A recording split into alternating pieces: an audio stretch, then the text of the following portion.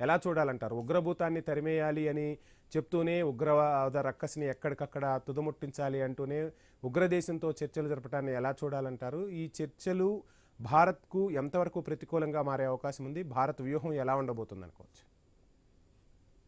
ఇది గత 6 నెలలుగా మనం ఇదే వ్యూహాన్ని అప్పుడప్పుడు ట్రంప్ మిత్రుడన్నా, మోడీ మిత్రుడన్నా, లేకపోతే మరొకరు శత్రువు అన్నా కన్సిస్టెంట్గా గత 6 నెలలుగా ఫిబ్రవరి నుంచి ఇప్పటి వరకు కూడా తన విధానాన్ని అమలు జరుపుకుంటూ వస్తున్నాడు.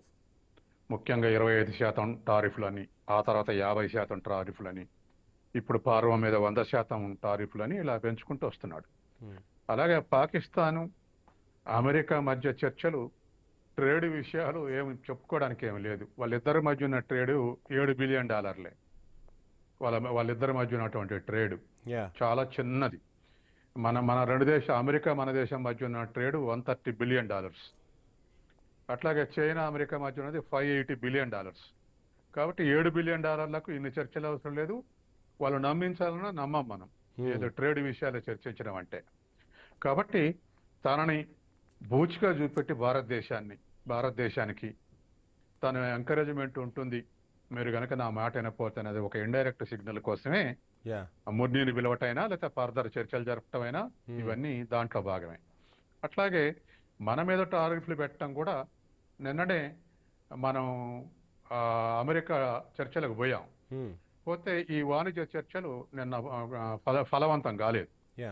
వెంటనే తెల్లారే ఫార్మా మీద 100% అని చెప్పేసి అనౌన్స్ చేశారు. కాబట్టి 25%, 50%, 100% ఇవన్నీ కూడా అగ్రిమెంట్లో మన మీద ఒత్తిడి తేయటానికి. ఈ అగ్రిమెంట్లో ఏమిటి ఒత్తిడి అంటే పర్సంటేజ్ ఆఫ్ టారిఫ్ తర్వాత ముందు అగ్రికల్చర్కి ఓపెన్ చేయాలి. అంటే మన గోధుమల మార్కెట్ ఓపెన్ చేయాలి, తర్వాత పాడి పరిశ్రమ ఓపెన్ చేయాలి, మొక్కజొన్నకు ఓపెన్ చేయాలి, సోయాబీన్కు ఓపెన్ చేయాలి. ప్రధానంగా ఈ 4 అడుగుతున్నాడు ట్రంప్. ఈ 4 మన దేశంలో మనం సెల్ఫ్ సబ్సిడీ అంటున్నాం. వాటిని ఓపెన్ చేస్తే మన దేశంలో దరిదాపు 70 కోట్ల కుటుంబాలు, తర్వాత 56% మంది ఉపాధి, 12 కోట్ల మంది రైతులు, ఈ విధంగా మొత్తం కూడా ఎఫెక్ట్ అయ్యే అవకాశం మనం రెసిస్ట్ చేస్తున్నాం. అది ఇలా కొత్తది కాదు. ఘాట్ ఒప్పందం నుంచి కూడా రెసిస్ట్ చేస్తున్నాం. ఇప్పుడు కొత్తగా ఇవాళ చేసినటువంటి 100% అనేటువంటిది మనం మొత్తం మన ఫార్మా ఎగుమతులు ప్రపంచం మొత్తానికి $30 బిలియన్ ఎగుమతి చేశాం లేటెస్ట్ గా. ఈ $30 బిలియన్ అమెరికా ఒక్కదానికే 40% ఎగుమతి చేస్తున్నాం. అంటే $9 బిలియన్ ఎగుమతి చేస్తున్నాం అమెరికాకు. మొత్తం $30 బిలియన్ లో ఇంకా ఎక్యురేట్ గా చెప్పాలంటే $8.7 బిలియన్ ఎగుమతి చేస్తున్నాం అమెరికాకు. మనం ఎగుమతి చేసేది మనం $30 బిలియన్ 100 దేశాలకు ఎగుమతి చేస్తున్నాం, కానీ మేజర్ మాత్రం అమెరికాకి ఎగుమతి చేస్తున్నాం. ఇన్నాల్సింది మన జనరిక్ మెడిసిన్స్ తోటి అమెరికా బాగా లాభపడింది. అక్కడ తక్కువ ధరలకు మెడిసిన్స్. సత్యం గారు ఒక్క నిమిషం. ఇంతకు ముందు మనం చర్చలో పాల్గొన్నప్పుడు కూడా ఫార్మా రంగంపై, అంటే తెలంగాణలో ఫార్మా ఎక్కువగా ఉంది, ఫార్మా పరిశ్రమపై ప్రభావం పడుతుందా అంటే మీరు కోటేశ్వరరావు గారు చెప్పిన సమాధానం ఖచ్చితంగా అమెరికా భారత మందుల్ని కొనుగోలు చేయాల్సిన పరిస్థితి ఉంటుంది. ఎందుకంటే అక్కడ ఈ ఫార్మా కంపెనీలు నెలకొల్పాలన్నా అక్కడ రకరకాల పర్మిషన్లు ఇవన్నీ కూడా పెద్ద అడ్డంకులు. ఖచ్చితంగా మన ఫార్మా వైపు అమెరికా ఆధారపడాల్సిందే అని చెప్పిన పరిస్థితి. మరి ఇప్పుడు ఫార్మాపైనే అంత టారిఫ్లు విధించడాన్ని ఎలా చూడాలంటారు? ఇది తాత్కాలికమైనా ఖచ్చితంగా తగ్గించే అవకాశాలు ఉన్నాయంటారా, లేదు అమెరికా ఏమైనా ప్రత్యామ్నాయం ఎంచుకుందనుకోవచ్చా సార్? రిలేటివ్ గా తగ్గించే అవకాశం ఉంది. అది అగ్రిమెంట్ నాటికి బయటపడుతుంది. అయితే ఇవాళ ఉన్నటువంటిది అంటే ఇవాళ estimation SBI research team announce చేసింది 50% టారిఫ్ ఫార్మా మీద వేస్తే 5 to 10% వాల్యూ నష్టపడేటువంటి అవకాశం ఉంది ఫార్మా ఇండస్ట్రీ. 100% టారిఫ్లు వేస్తే ఒక 15-20% నష్టపడవచ్చు అని అంచనా వేసింది. అంటే $9 బిలియన్ $1 బిలియన్ నష్టపడవచ్చు అనేది బ్రాడ్ గా అంచనా వేసింది. అయితే ఇంతకుముందే all India pharma products vice chairman మాట్లాడుతూ అమెరికాకు ఎగుమతి చేసేది $9 బిలియన్, $30 బిలియన్ మిగతా ఎఫెక్ట్ కావు. ఈ $9 బిలియన్ కూడా ప్రముఖ కంపెనీలు సన్ ఫార్మా, రెడ్డి ల్యాబ్స్, తర్వాత ఇటువంటి గ్లెన్ ఫార్మా, ఇటువంటి ఒక 10 ప్రామినెంట్ కంపెనీలు మాత్రమే అమెరికా ఎగుమతి చేస్తున్నాయి. ఆ ఎగుమతి చేసే దాంట్లో కూడా బ్రాండెడ్ ఎగుమతులు ఉన్నాయి. ఆ బ్రాండెడ్ ఎగుమతుల మీద మాత్రమే ఇవాళ దాని ప్రభావం ఉంటుంది. కాబట్టి మనం పానిక్ సిచ్యువేషన్ క్రియేట్ చేసినట్టుగా ఇది చేస్తుండు. కానీ లాంగ్ రన్ లో మనం తట్టుకోగలం, దీని గురించి బెంబేలు ఎత్తుకోవాల్సిన పని లేదని చెప్పేసి ఆ వైస్ చైర్మన్ డిక్లేర్ చేశాడు. కాబట్టి ఇవాళ ఏమవుతుందని ఒక పానిక్ క్రియేట్ చేయడానికి మాత్రం, భయం క్రియేట్ చేయడానికి మాత్రం ఈ 100% అనౌన్స్మెంట్ ఉపయోగపడింది. Right sir. కోటేశ్వర గారు నమస్కారం అండి. చూస్తున్నాం మొత్తంగా సత్యం గారు చెప్పినట్టుగా ఆ భయం క్రియేట్ చేస్తే భారత్ భయపడే పరిస్థితులు ఉన్నాయా? అదేవిధంగా ఇరాన్ను కట్టడి చేయడం కోసం పాక్ను ఒక బ్రహ్మాస్త్రంగా అమెరికా వాడుకోబోతుంది అని కూడా రకరకాల వార్తలు వినిపిస్తున్న పరిస్థితి. ఇది ఎంతవరకు వాస్తవం? ఖచ్చితంగా ఒకవేళ పాకిస్తాన్ను దగ్గరకు చేర్చుకుంటే, అదేవిధంగా వాణిజ్యానికి సంబంధించి కానీ రకరకాలుగా పాకిస్తాన్ వినియోగించుకుంటే భారత్కు వచ్చే ముప్పేంటి? భారత్ ఏ విధంగా ముందుకు వెళ్ళబోతుంది? ఏం చెప్తారు? ఇప్పుడు అంతర్జాతీయ రాజకీయాలు కావచ్చు, మిలిటరీ ఎత్తుగడలో భాగంగా పాకిస్తాన్ ని అమెరికా దగ్గరకు తీసుకుంటుంది అనేటువంటిది బహిరంగ రహస్యం. అది తెలిసినప్పటికీ గతంలో మన దేశంలో 10 ఏళ్ల పాటు పరిపాలించినటువంటి మన్మోహన్ సింగ్ గాని, లేదా ఇప్పుడు 11 సంవత్సరాలుగా అధికారంలో ఉన్నటువంటి నరేంద్ర మోడీ గారు కావచ్చు, వీళ్ళందరూ కూడా అమెరికాను కౌగిలించుకొని అమెరికా తోటి ఒక జూనియర్ భాగస్వామిగా మన దేశంలో ఉన్నటువంటి కార్పొరేట్ కంపెనీలకి ప్రపంచంలో మార్కెట్లని సంపాదించి పెట్టాలనేటువంటి ఒక ప్రధానమైనటువంటి ఎత్తుగడతోటి అమెరికాని మీద ఉన్నటువంటి భ్రమకి ఇంతకాలం వ్యవహరించారనేది ఒక వాస్తవం. కానీ అది అమెరికాకే అగ్రస్థానం అనేటువంటి ఒక రక్షణాత్మక విధానం, ఒక స్వార్థపూరితమైనటువంటి విధానాన్ని అనుసరిస్తున్నటువంటి అమెరికా మరొక దేశాన్ని, మరొక భాగస్వామిని తన లాభాలను పంచుకోవడానికి అంగీకరించదు అనేటువంటిది మనకి ఇప్పటికే రుజువు అయిపోయింది. గతంలో చూసాం మనం, రష్యాను కూడా G8 భాగస్వామిగా చేసుకొని ఎక్కడ పోటీ లేకుండా, లేకపోతే తమకు ఎదురు లేకుండా చేసుకోవాలని అమెరికా వేసినటువంటి ఎత్తుగడ విఫలమైంది. అందుకనే రష్యాని పక్కన పెట్టేసి మళ్ళీ G7 పేరుతోనే వాళ్ళు సాగిస్తున్నారు. ఇప్పుడు రష్యా ఈ తాజాగా వచ్చినటువంటి వార్తల ప్రకారం ఇరాన్కి మిగ్ విమానాలని సరఫరా చేయడానికి రష్యా నిర్ణయించింది. అందుకని ఎవరి ఎత్తుగడలు వాళ్ళు, ఇరాన్ ఎత్తుగడలు ఇరాన్ ఉన్నది, అదేవిధంగా తన ప్రయోజనాలను కాపాడుకోవడానికి రష్యా వేసేటువంటి ఎత్తుగడలు. ఎందుకంటే పాకిస్తాన్లో అమెరికా కాలు పెట్టడం లేదా అమెరికా కేంద్రాలను ఏర్పాటు చేసుకోవడం అంటే అటు రష్యాకు, చైనాకు, భారత్కు, అదేవిధంగా ఇరాన్కు, పశ్చిమాసియాలో అంటే మరొక ఇజ్రాయెల్ లాంటి మరొక దేశాన్ని అమెరికా ఏర్పాటు చేసుకోవడానికి పాకిస్తాన్ని అడ్డాగా చేసుకునేందుకు ప్రయత్నం చేస్తున్నది అనేది మనకు కనిపిస్తా ఉంది. అందుకనే ఇవాళ షహబాజ్ షరీఫ్ వెళ్ళి ట్రంప్తో ఏం మాట్లాడుతున్నారు, మీరు క్యాటాస్ట్రఫీ అంటే పెద్ద విపత్తుని మీరు నివారించారు అని చెప్పేసి చెప్తున్నాడు. అంటే భారతదేశం ఆపరేషన్ సింధూర్ పేరుతో చేసినటువంటి దాడుల్ని మీరు జోక్యం చేసుకొని భారత్ని అదిరించి బెదిరించి ఆపేశారు అని చెప్పేసి ఆయన ప్రొడక్షన్గా చెప్తున్నాడు. అదేవిధంగా ఒకవైపు ప్రపంచం మొత్తం మీద మా దేశంలో పెట్టుబడులు పెట్టాలని చెప్పేసి కొరడా పట్టుకొని చూపిస్తున్నటువంటి ట్రంప్ని పాకిస్తాన్ లో మీరు పెట్టుబడులు పెట్టండి, మీకు మంచి అవకాశాలు ఉన్నాయి, మంచి లాభాలు వస్తాయని చెప్పేసి షరీఫ్ చెప్పాడు వాళ్ళ. అందుకని ఇవన్నీ కూడా చూసినప్పుడు ఏంటంటే భారత్ అనేటువంటి దాన్ని తన యొక్క కౌగిల్లోకి లాక్కుంటే అటు చైనాని దెబ్బతీయొచ్చు, లేదా అమెరికా రష్యాని దెబ్బతీయొచ్చు అనేటువంటి గడిచినటువంటి 30 సంవత్సరాలుగా 3.5 దశాబ్దాలుగా అమెరికా వేసుకున్నటువంటి ఎత్తుగడ. దానికి అనుగుణంగానే అనేకమైనటువంటి చేశారు. కానీ అది అనుకున్నది వేరు, జరిగింది వేరు. అందుకని ఇప్పుడు కనీసం పాకిస్తాన్ ని దగ్గరకు తీసి పాకిస్తాన్ అయినా తన అదుపులో పెట్టుకున్నట్లయితే కొంతకాలం ఈ విధమైనటువంటి ఎత్తుగడలతోటి అందరినీ బెదిరించవచ్చు అనేటువంటి ఒక ఎత్తుగడ దీనిలో కనిపిస్తా ఉంది. దానిలో భాగంగానే పాకిస్తాన్ కి అమెరికా పెద్దపీట వేస్తుంది. Right sir.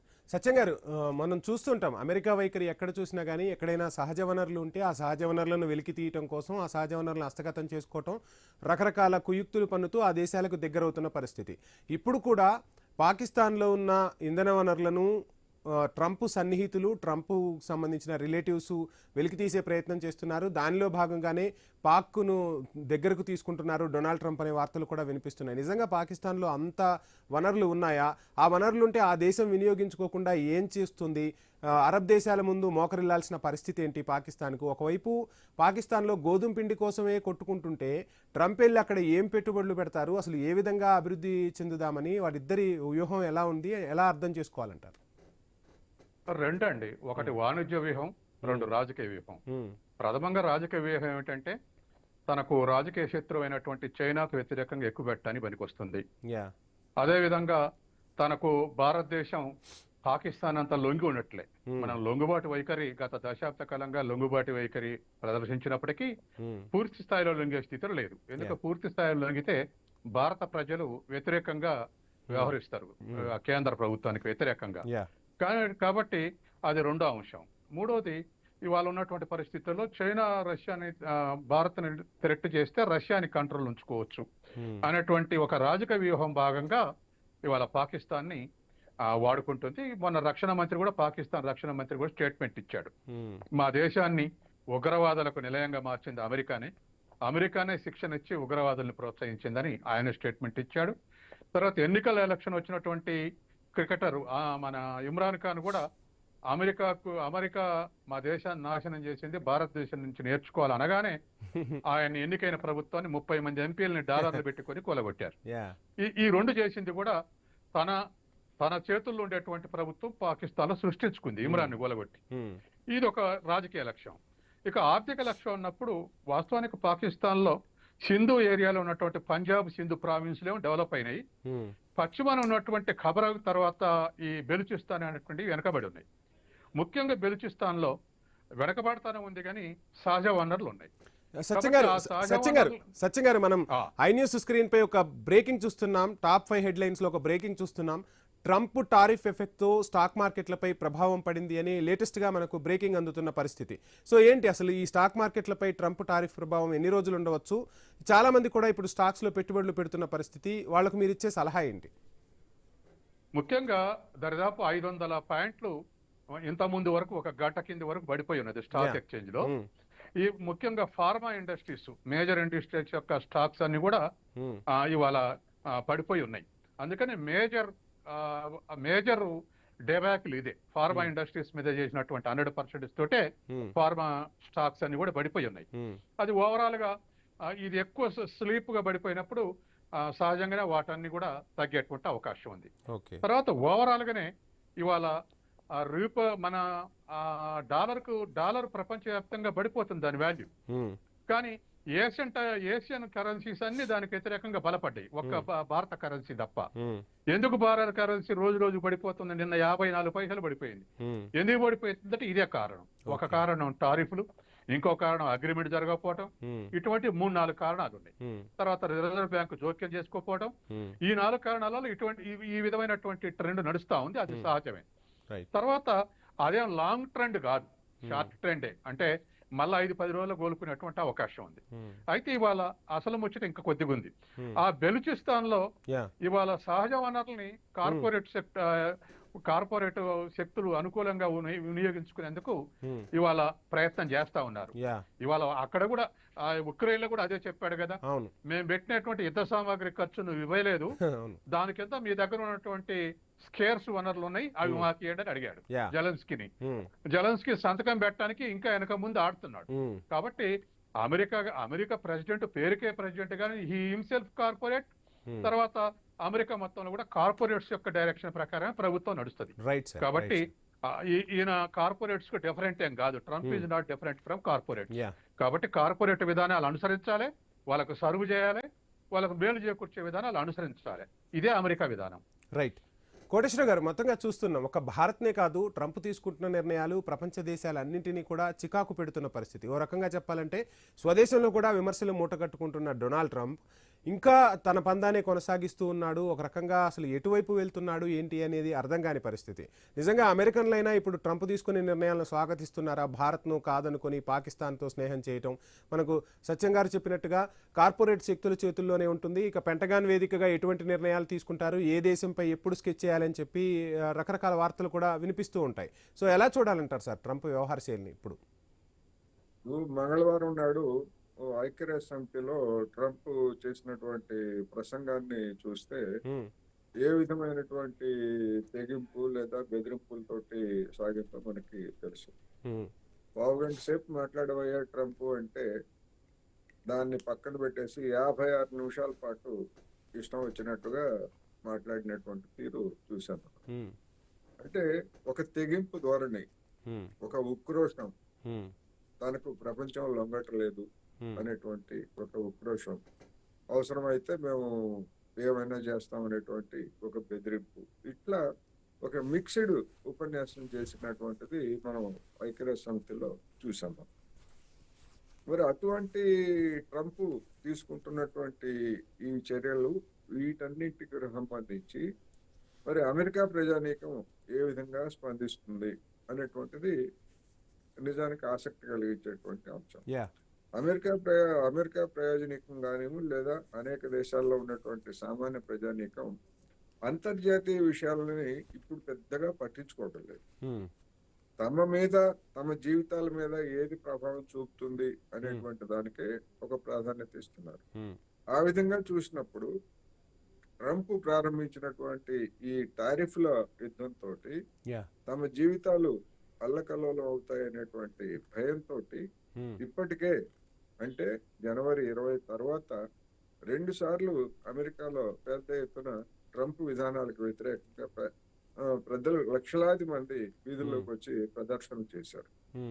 ఇప్పుడు ఈ ఫార్మా అనేటువంటిది ముఖ్యంగా $1,00,000 వీసా ఫీజు అనేటువంటిది అక్కడ ఉన్నటువంటి సామాన్యుల్ని పెద్దగా ఎఫెక్ట్ చేసేది ఏమి కాదు. కార్పొరేట్ శక్తులని మాత్రం ఎఫెక్ట్ చేస్తుంది. ఆ కార్పొరేట్ శక్తుల యొక్క ఒత్తిడికి లొంగి ముదుటు ప్రతి ఏడాది $1,00,000 $1,00,000 అనేటువంటి వాడు లేదు ఒకసారిగా అని చెప్పేసి వెనక్కి తగ్గిన సంగతి మనం చూసాము. రాబోయేటువంటి రోజుల్లో ఇంకా ఏమైనా తగ్గుతాడా లేదా అనేది మనం చూడాల్సి ఉంది. ఇప్పుడు ఈ 100% ఫార్మా అనే దానికి వచ్చేసరికి కార్మిక వర్గం మీద, ముఖ్యంగా మధ్యతరగతి వర్గం మీద తీవ్రమైనటువంటి ప్రభావం పడేటువంటి అవకాశం ఉంది. అందువల్ల నిజంగా కనుక ఇది అమలు జరిగేట్లయితే అమెరికా, మన ఫార్మా ఇండస్ట్రీ నష్టపోవడం అనేటువంటిది ఒక పరిమితమైనటువంటిది వాళ్ళే చెప్తున్నట్టుగా, కానీ ఎక్కువ భారం అమెరికా కార్మిక వర్గం మీద పడేట్లయితే ఆ కార్మిక వర్గాన్ని అదుపు చేయడం లేదా వాళ్ళ ఆందోళన నిరోధించడం అనేటువంటిది ట్రంప్ వల్ల కాదు అనేటువంటిది ఇప్పటికే మనం చూసాం. అందుకని అక్కడ ఉన్నటువంటి సమాజం కూడా ట్రంప్ విధానాలని తీవ్రంగా వ్యతిరేకిస్తున్నది. ఇంటా బయట ప్రపంచ దేశాలన్నీ కూడా వ్యతిరేకిస్తున్నాయి. అంతర్గతంగా అక్కడ ఉన్నటువంటి డెమోక్రటిక్ పార్టీ, ప్రతిపక్ష డెమోక్రటిక్ పార్టీ వ్యతిరేకిస్తా ఉంది. అన్నిటికీ మించి కార్మిక వర్గం వ్యతిరేకిస్తా ఉంది. కొన్ని సందర్భాల్లో డెమోక్రటిక్ పార్టీ రాజీ పడినప్పటికీ అక్కడ ఉన్నటువంటి కార్మిక వర్గం వ్యతిరేకించడం అనేటువంటిది ఒక ముఖ్యమైనటువంటి అంశంగా మనం చూడాలి. అందుకని ఇటువంటి పిచ్చి పనులని ఏ దేశంలో ఉన్నటువంటి కార్మిక వర్గం కూడా సహించదు అనేటువంటి అంశాన్ని రాబోయే రోజుల్లో అమెరికాలో నిరూపించబోతున్నారనేది నేను చెప్పదలుచుకున్నాను. Right sir. సత్యం గారు, చూస్తున్నాం మొత్తంగా పాకిస్తాన్ తను ఎదగకపోయినా పర్లేదు, భారత్ ఎదుగుదలను తట్టుకోలేదు, భారత్ని చూస్తే ఆక్రోశం తప్ప భారత్ను చూసి అభివృద్ధి పదంలో ముందడుగేయాలని స్వాతంత్రం వచ్చి అంటే విడిపోయినప్పటి నుంచి ఈ రోజుకు పాకిస్తాన్లో పాలకులు మారుండొచ్చు, ఏదో మనకి కొంతమంది ఏదో ఇమ్రాన్ ఖాన్ లాంటి వాళ్ళు మచ్చుకెక్కడో కనిపించుండొచ్చు, కానీ ఎప్పటికీ కూడా భారత్ను నాశనం చేయాలన్న తలంపుతోనే ముందుకు పోతున్న పరిస్థితి. ఇప్పుడు అమెరికా తోడైంది పాకిస్తాన్కు.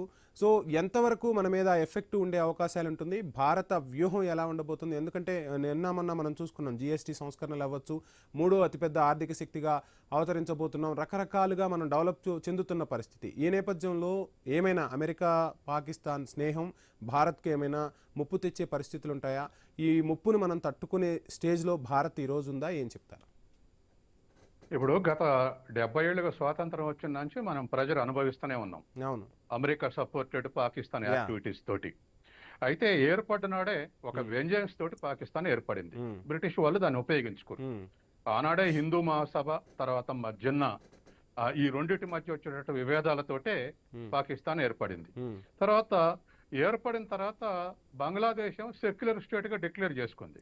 కానీ పాకిస్తాన్ ఇస్లాం స్టేట్ గా డిక్లేర్ చేసుకుంది. ఈ ఇస్లాం స్టేట్ డిక్లేర్ చేసుకున్నాక పాకిస్తాన్ లో ఫెనటిజం పెరిగింది, రిలీజియస్ ఫెనటిజం పెరిగింది. పెరిగిన తర్వాత దాంట్లో పోటీలు పెట్టి భారతదేశ వ్యతిరేకతను ప్రదర్శించారు. ప్రదర్శించడం వల్ల ఎలక్షన్లు రాగానే ఎవరెంత అగ్రెసివ్ గా భారత్ని వ్యతిరేకిస్తే వాళ్ళని గెలిపించుకుంటూ వచ్చారు ప్రజలను ఆ విధంగా తయారు చేశారు, భారత వ్యతిరేకులుగా తయారు చేశారు. ఆ రెండిట్లో ఎవరు అగ్రెసివ్ గా భారతదేశాన్ని వ్యతిరేకిస్తే వాళ్ళని గెలిపించుకుంటూ వచ్చారు. అది పరిస్థితి. ఇప్పటికి కూడా మన దేశంలో కూడా ఈ మధ్య కాలంలో అదే పెరుగుతా ఉంది. అంటే పాకిస్తాన్ వ్యతిరేకంగా ఎలక్షన్లు రాగానే పాకిస్తాన్ వ్యతిరేకంగా గట్టిగా మాట్లాడతారు. అలా మాట్లాడిన వాళ్ళకు ఓట్లు వస్తాయనేటువంటిది మనం మొన్న పుల్వామా సంఘటన కూడా చూసినాం. కాబట్టి ఇవాళ అంతర్జాతీయంగా చాలా దేశాల్లో పక్క దేశాల వ్యతిరేకత రెచ్చగొట్టి గెలిచేటువంటి స్వభావం పెరిగింది. పాకిస్తాన్ లో కూడా అది 70 ఏళ్ల నుంచి అది కొనసాగుతుంది. ఇప్పుడు భారతదేశాన్ని అనుసరించి పాకిస్తాన్ ఆర్థికంగా పోల్చుకునే అవకాశం లేదు. మన ఎకానమీ $4 ట్రిలియన్ ఎకానమీ అయితే వాళ్ళ ఎకానమీ 0.5 $1 ట్రిలియన్ ఎకానమీ 1/7. అట్లాగే వాళ్ళ జియోగ్రఫికల్ ఏరియా కూడా 1/7. అందుకని మనతోటి ఆర్థికంగా పోల్చుకునే అవకాశం లేదు. కానీ పాకిస్తాన్ మనకు సవ్యంగా ఉండి ఉండకుండా చేసేది మాత్రం పరోక్షంగా అమెరికా. ఆయుధాలు సప్లై చేస్తుంది, తర్వాత ఆటమిక్ ఎనర్జీ ఉండేటువంటి దాంట్లో ఆటమిక్ స్టేట్ గా తయారు చేసింది. ఇవాళ మనకు ఆటమిక్ వెపన్స్ ఎన్ని ఉన్నాయో వాళ్ళకి అన్ని ఉన్నాయి, 10 అవుతాయి.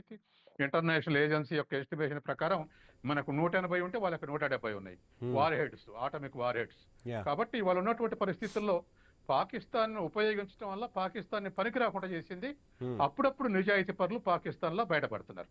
కాబట్టి ఇవాళ ఆర్థికంగా ఏదో చేస్తుంది, సైనికంగా ఏదో ఓడిస్తుందని కాదు, కానీ మన మీద ప్రెజర్ పెంచడానికి, చుట్టూన్న ఇతర దేశాల మీద కూడా ప్రెజర్ పెంచడానికి ఇవాళ అమెరికా ఇన్వాల్వ్మెంట్ రోజు రోజుకు గతంలో పెరిగింది, ఇప్పుడు కూడా అదే విధంగా ఉపయోగించుకుంటుంది.